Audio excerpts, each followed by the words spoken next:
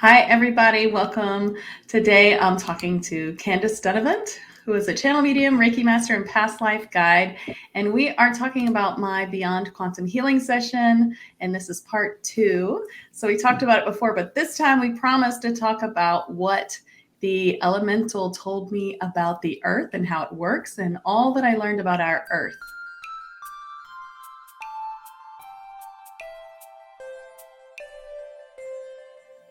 Thanks for coming. I'm so excited. Thanks for having me. I'm so excited to be back on another chat. I think that we kept them waiting long enough. Yeah. We meant to do this earlier, but Christmas holidays. Scheduling issues, So you can find Candace and her Beyond Quantum Healing sessions at aquantumjourney.com. And just in case anyone missed the first one, could you just talk a little bit about quantum healing? Sure. Beyond Quantum Healing is an evolved version of Dolores Cannon's past life regression and quantum healing hypnosis technique. So it allows people to explore their consciousness, past lives, future lives, and future lives. What? Next time we're doing that. Only one client I've had experienced a future life, but it was so cool. Really? I'm writing that down right now for next time. We'll set that intention. Okay. I just want the audience to know that these sessions are so addictive because they're so amazing. In my Beyond Quantum Healing session, I saw all kinds of past lives. And we have so many past lives. We have thousands and thousands of them all over the universe. I had an interdimensionary past life which we'll talk about, and I had all kinds of crazy lives that I never would have thought of. But it was amazing. And then at the end, you can ask your higher self all these questions. And I got all these answers for all these questions I had, things that I've been wanting to do and how to do it. It was fantastic. Helped me out so much. Yay. We also bring in your higher self and your healing team, and you can ask your higher self any questions that we talk about ahead of time and get information and guidance for your life. Which is awesome. I guess we'll just dive in. So first, let's talk about that interdimensionary life that I had. That was kind of cool, where I was that being with like the antenna with the eyeballs on the end. So I was this strange being, and the life started out where I was watching. I was sort of, or no, I wasn't watching. I was part of it. So that's a cool thing about going in this past life regression, is that you re-experience it, but you still kind of have your consciousness.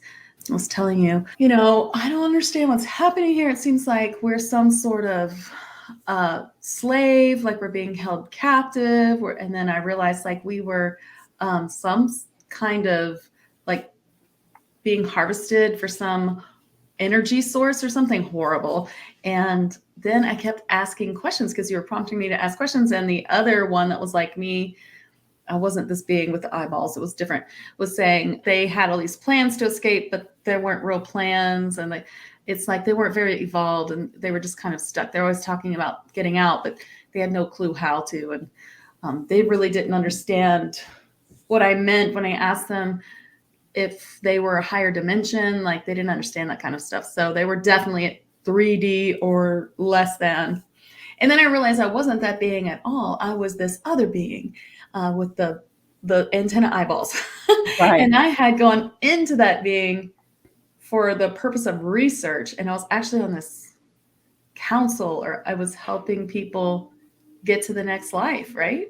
Right. So you said that you would basically walk in and then you would report on those beings and you would report back to the council, and you were trying to find a way to help them because I guess the council or other beings had tried different things to help those beings get out of that situation, and those other things had not worked. So you did the walk in to get like inside information. And one of the other things that you said it was like a cave system, right? And you were hostages. And then you also said that it's like we're pets, but we're not cherished. That's right. I know that was so sad. It was sad. Yeah, you said it. I remember you being like, this is dark, this is heavy, I don't like this," or something like I know. I was like, there's no point to this. Why are they showing me this? This is the first one. And you were like, so we can just, you were like getting out. And then I was like, wait, there's a purpose. right, like you said, it was a slavery system, and those beings provided energy for other beings. Well, now I remember that then we gave the job to this other being who lived on the surface of the planet. So this was underneath the planet. So we gave this job to help find them, to rescue them, to this being who looked like a puppy dog. Remember? He had like a puppy dog face and ears, but he was humanoid, which I have never seen any kind of being like that. So that was kind of funny. And then that part I remember. So I was on the council. So we're on the council, and the beings come up to go to their next life. They've already gone through other councils or things, and so they come to us, and we ask them if they would like some sort of extra job, like some, like being a light worker. Like, you're going to come to Earth and do all this stuff, but would you like to also do this light working thing? Would be kind of an earthly example. It was like you could choose to do extra work if you wanted to. Which, right, just accept extra purposes. Yeah. Which I think we all did, and like seriously regret at this point. No, I'm just kidding. Yeah. We're like, what did we sign up for? Were we crazy? We're like, yeah, sure, I can do all that and be 3D. It's going to be awesome.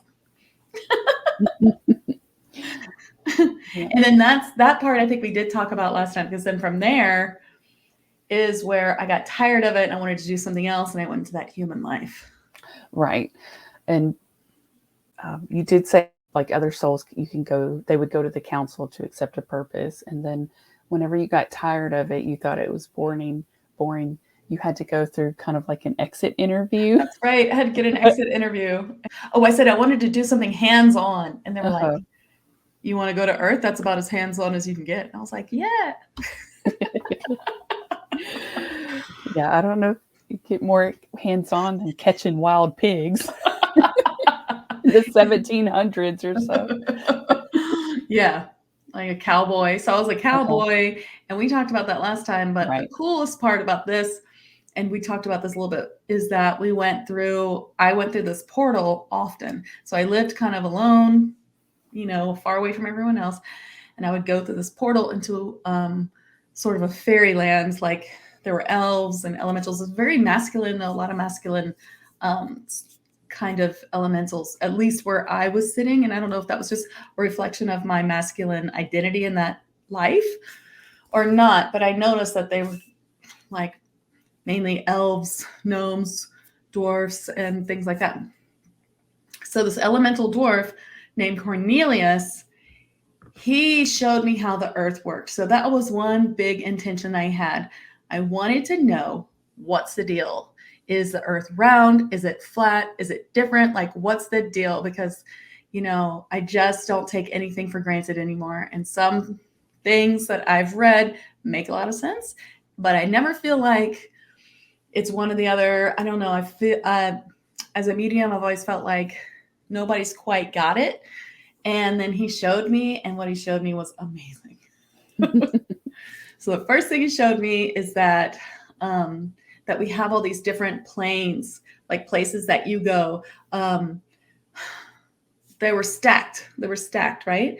And I feel like he was talking about like their different places, or maybe their dimensions. He said there were dimensions and they were stacked, and that's how it works. It wasn't like, I don't know, however else we think of it. I mean, I kind of think of it like, because the way that I see higher dimensional beings is they just kind of hang out. Like, there's this guy's 8th dimensional, there's this person, or this fairy's 5th dimensional, So I never thought of it as like kind of not planets, but planes of existence on top of each other. So, and I asked him, what's it like out there? What's it like? And he reached up and he touched the sky and it rippled like water. It's crazy. All right. So then I asked him to see the Earth. And this part you remember, right? So, because you wrote it down. So glad. And we recorded it. So I could have listened to it. Right. He said that there was a mountain ridge beyond a big body of water.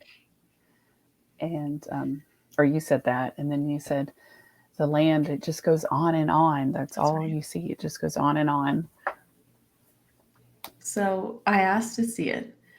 And he brought me to, so I asked him to show me all of the lands. And he brought me past Earth as we know it, which is like Antarctica. And he kept going. So I've seen from the elves and many beings, they always say there's an ice wall, and there's land beyond the ice wall where we live. So, but what he showed me was kind of like a bird's eye view. So I couldn't see who was living in these lands. But this is what happened. I remember this was crazy. He showed me lands, lands, and lands. It's like, and I kept waiting to like get to the end of it or come around to the other side or something. It just kept going and going. And then one part, that part I think you're talking about, where I saw mountains, I saw a lake, and then I saw a land that looked just like Narnia. And I was like, is that Narnia? And I was like, no, no, no. And then we went to another place, and that was another book I read, like an obscure book that I read. And I was like, wait a minute. And then I said, what's the deal? These look like books I've read. And he was like, yes, because everything that is imagined is here. And I was like, well, where does it end? And he was like, it doesn't end. It never ends. It goes on and on and on and on and on. Mm-hmm. And I was like, So cool. And you said a thought, when it's created, it just can, like you said, it continues on and on and on. So once, or when someone, if there's a thought, someone has a thought, then it becomes creation, like manifesting, and it continues on and on. yeah. Now, I didn't feel anything negative from here. And I just wanted to say that, you know, I've heard that before, that in the astral plane, every single thing that we've ever thought of is there. Because people are like, are vampires real? Is this real? Is that real? Well, everything that we've dreamed up is real on the astral plane. But that's like a kind of, you know, the astral plane can also be really dark. That's kind of, can be like where scary dreams, you know, where you are. It can be many things, the astral plane. But this earth was just, it felt good. All of it felt really good and real. It was very interesting. And then he told me that elementals are earthly beings, that they share the earth with us, and that they don't so much come from a galactical place. Like, because I often think, well, they must be galactical. I mean, there's fairies and angels on other planets or planes, whatever they are, because I've seen them and I've met them. But these elementals that we know, they're from here. They're just from farther away in a place that's higher dimensional. So I feel like, you know, these lands, we can't see them or experience them because they're not 3D. And so then he showed me that the land, that Earth is like, it's like a pearl on the oyster shell. So it was like, I mean, like kind of flat. And then there was a pearl shape in the middle. And that was Earth as we know it. And he said that this part was a psychic barrier. So basically, it wasn't round. It was like a flat Earth map, but it was still round because that was the psychic barrier. So that keeps the water or whatever that is out. So he showed me that. And then he said that we could not access the rest. But some people could, right? Didn't he say some people could? Because Mm-hmm. there are portals. There's portals everywhere. And he said that some people could access them to get out, and that they come in and out using the portals, but we can't see them because they're higher dimension. But that's what I remember. It's getting a little fuzzy. I have to listen again to the recording. Right. And in that life where you were a cowboy, there was a portal in a tree that no one else could see. That's right. And then in order to show you, there were trees there too. That's right. There were trees sitting that were part of the table and sitting at the table. I forgot about that. That That's was right. so amazing. And I was like, there was another elemental there, and there were giants. And so there were giants, and we were drinking beer. I mean, it was crazy, like huge mugs of beer. Like it was very Lord of the Rings-ish. And then because you also said that I had a duty there. I helped them with something. You were a counselor. I told them about Earth, and we created timelines. So I saw this several times. I think we talked about it last time, where I saw us creating timelines. So we were coming up with every conceivable timeline that Earth could have. And the point was that if we were to create, and we were like creating them with sacred geometry or lines or some sort of gold thread or something in the air, if we could create enough timelines, if we could create every single timeline that we could think of, then there's no way that Earth could not go to Ascension. Yeah. So it's like, it was insurance. No matter what happened, there was a timeline for it that led to Ascension. So it was just like, we're going to Ascension, and there's no way that we won't. And this was like, 1700s or whatever. I'm not sure it was the 1700s. It was something. There was nothing around. It was like desert.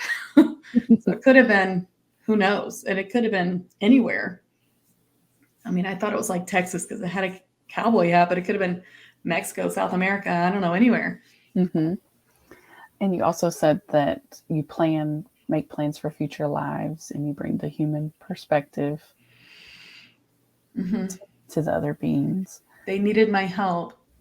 That's why they let me go through the portal, because they needed someone to tell them, like, oh no, that a human, that's not possible, or we don't think that way, because they can't. You know how it is, like your spirit guides are like, so Candace, just do this thing. And you're like, yeah, so easy for you to say. Or they're like, do these 25 things. And you're like, oh my gosh, I'm just trying to like find an hour after work. There was also a portal whenever you asked to see what Earth was really like. And he went through the portal showing you the world of Gaia. I don't remember that part so much, but I do remember him talking about portals, because he said you can take the portals to the different planes, to the stacked planes. Mm-hmm. And wasn't there a hallway or a tunnel or just like an area, and it was just portal doors, like openings? Yeah, so he showed me portals everywhere. And then I said, where's the galactical beings? This is before I understood that they are all earthly beings, that they're actually Earth, like Gaia. That's right. He said, we're all Gaia's creatures. We're all earthly beings. And I was like, where's the galactical portals? They have to be here. And he was like, oh, I don't know. I think, and he showed me back out of the portal that I came in. And he was like, I think there's one over there. I'm not sure, but I think that's it. I remember I was like, ooh, can we go through that one next? But that was crazy, because that's not the answer that I expected for him to say, the pearl on the oyster sort of thing, and the psychic barrier that keeps the water or whatever out, but just because we can't handle it. So that's just on Earth as we know it. The rest of it was all the lands that he showed me. And I guess because they're higher dimension, if there is water out there, then it doesn't matter. I don't know. But you reminded me that I've channeled something like that before. Recently, I listened to the masterclass in TAG. It was the month of whales. Yeah, they're elementals. So So the whale that you channeled told you that space was a lot more similar to the ocean than than how we think of it. Also said that the whales use portals also. Oh, I remember them showing me a whale spaceship that was alive. It was like a living being. It would like that walls were just like a whale, and it was crazy. And I remember them saying that they take this is like a huge ship, and they take this to different planes or. Oh, wasn't that how they seeded planets? Yeah, that they seeded them. Yeah, with the whales, and the whales talked about how they help us. And then how their roots do something. I was so long ago, I can't remember. Yeah, but it's in TAG. Yes, it's in TAG.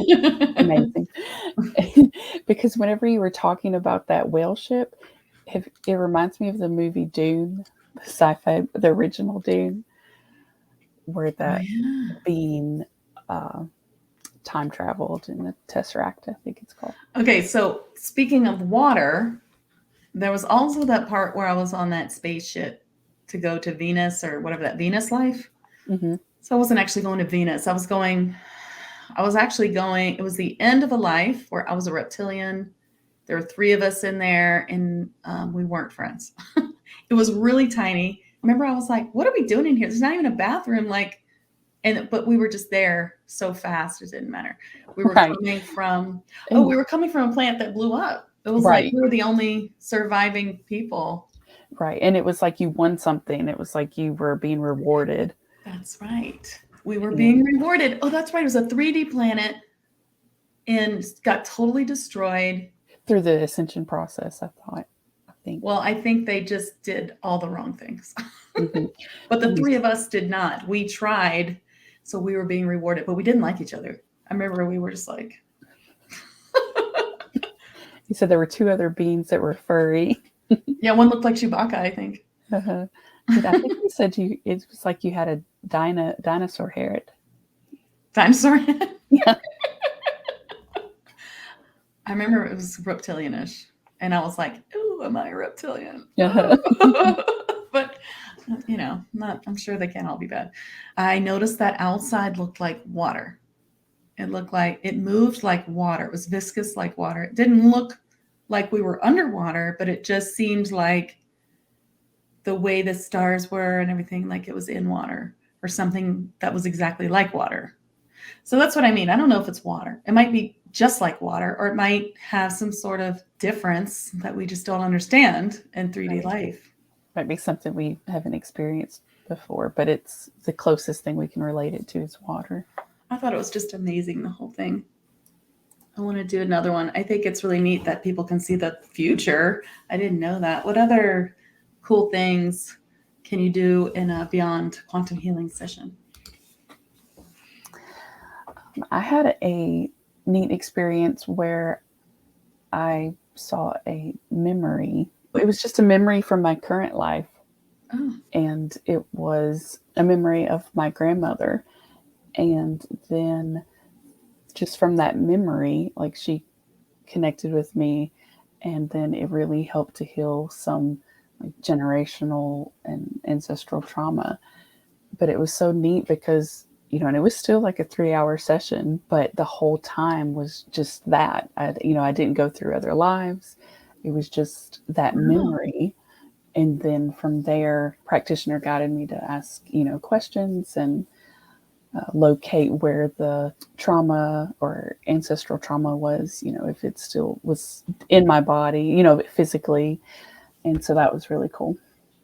So you could use this for the purpose of healing something. Like you could say, I want to do this session on healing my childhood trauma and any trauma that's in my ancestral DNA or family. All right. Absolutely. Mm-hmm. That's really neat. I also had a session where I was a soldier. I was a Roman soldier. Ooh. And I was walking and it was like hot, and I was wearing the old, like the sandals, like kind of like what we see Jesus wear. And I had the skirt. Birkenstocks? No, I'm just kidding. Go on. Yeah. And I was leaving like my battalion to go and request more troops. I was going to talk to the consul, and at that time, like in the session, I'd never heard that term. Like I didn't learn it in school, or up to now I had not learned. And I was like, what is this word? I kept thinking that I was saying something wrong, but I was like, no, it's consul. It's not consult or council. It's consul. And we found out intel that we were going to be like ambushed. So we were, or that they were coming from like 2 different sides, or there was going to be more troops. And I was requesting for help. It was just so neat after the session because I researched that term. And then I found out that, in Rome, there were 2 consuls and they made military decisions. So Oh, and you didn't know that, so you couldn't have No, known. I didn't know that going in before I had the session. So That's I thought that was cool. cool. I think it's cool because the way that you guided me was really neat. Because I remember saying, "I'm looking at this being, and he's crazy looking. He's got these like antenna with eyeballs on the end." And then you go, "Look down at yourself. What do you look like?" And I was like, "Oh, I'm one of these too." It's like, it's not an image that I've ever had in my head ever. It was just really neat, and it's cool to be able to just be in the moment of it and also reporting it. It's kind of dual, and you get to experience it and be surprised. Like I was definitely surprised several times. Like I was like, what is happening? Like these are lives from books. Like what's going on? When he was showing me all that earthly, creation. Like places. That was so cool. Mhm. I think that the knowledge that I got from this really helps me. I'm always just trying not to take for granted things that we've been taught where we don't really I don't personally have the information up to back it all up. And sometimes I think that, we're kind of taught a lot of things that aren't quite true.